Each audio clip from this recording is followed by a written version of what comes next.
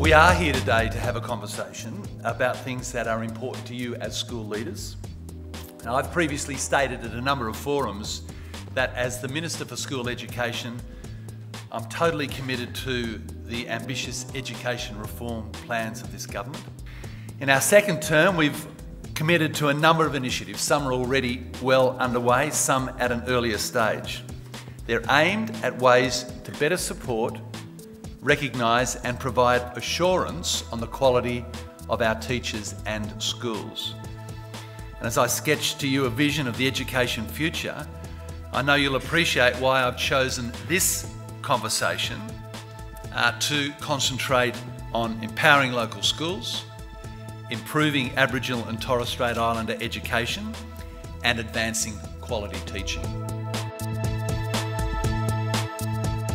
What are the benefits that will accrue to your students, your teachers, your staff, other staff, and your community by virtue of obtaining these flexibilities?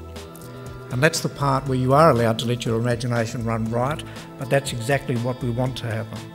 We want the flexibilities to be used in a way that actually makes a difference. I think you need to see empowerment as a gesture towards your professionalism, a gesture towards the incredible capacity you have to manage immense complexity. Principals also need professional autonomy. That is the freedom to demonstrate and apply their expertise as they effectively lead and manage their school. And they must also have some personal autonomy, the freedom to learn, to grow and develop themselves, to model what others in the school should be doing, as well as develop their professional expertise. An autonomous model needs to be tailored to the specific needs, whether it's a special school of 100 students or a multi-campus school of 1,800.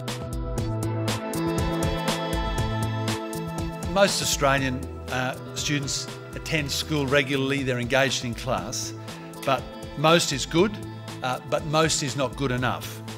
Attendance really is the bottom line, and getting students to attend school regularly, if they're going to engage in learning, accessing the opportunities afforded by a quality education system is essential. It's about doing it with the community, not for them. Far too often we think we know the answers, and that's not the case. We need to value what community have to say. I need to tell you what the word inspires means to me. It means to stimulate, it means to motivate, it means to encourage, to instigate, to enthuse and to move. And when you think about a teacher in your past, or when you think about a teacher who you have in your current situation, and you know that the students are talking about them with those words, then you know that they're doing a really good job. That's what makes them think, that's what I want to be when I grow up. Spend your time on what you can influence, and as teachers and principals, when you go to these places, you can influence what happens inside of the classrooms, what happens inside the school fence. I think it's a really important message. The key to the discussions that we'll be having this morning, three things: strengthening and maintaining the quality of the teaching workforce. That's obviously very necessary for us to continue to make improvements in Australian schooling. That quality teaching is at the core of any successful efforts to improve student performance. And finally, if rewarding and recognising our best teachers helps retain them in the teaching workforce, then we should do that. In December, State and Territory Ministers took a critical step towards these reforms, endorsing the publication of the National Professional Standards for Teachers. For the first time now, we do have a nationally agreed public statement of what constitutes teacher quality. I want to say a little bit about our history, and it's the history within jurisdictions which I want to comment on, because understanding that is the precondition for us to have a successful national agenda that is truly national, that focuses upon the idea of what it is to be a modern Australian school teacher and the ingredients of that, to have a common language which describes the core of the profession without seeking to reduce it in any particular way.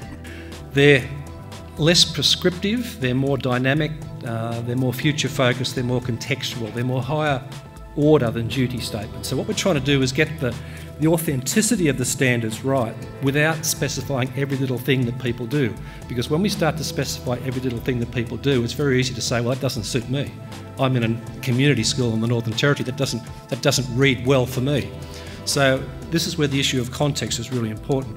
So if we're going to drive teacher quality, it's not a simple silver bullet type, we do this, it works. We have to address teacher quality at every point, every key point of leverage, including who goes in, what's the program like, what's the professional experience like, what's the induction orientation to teaching like, what's the ongoing development like.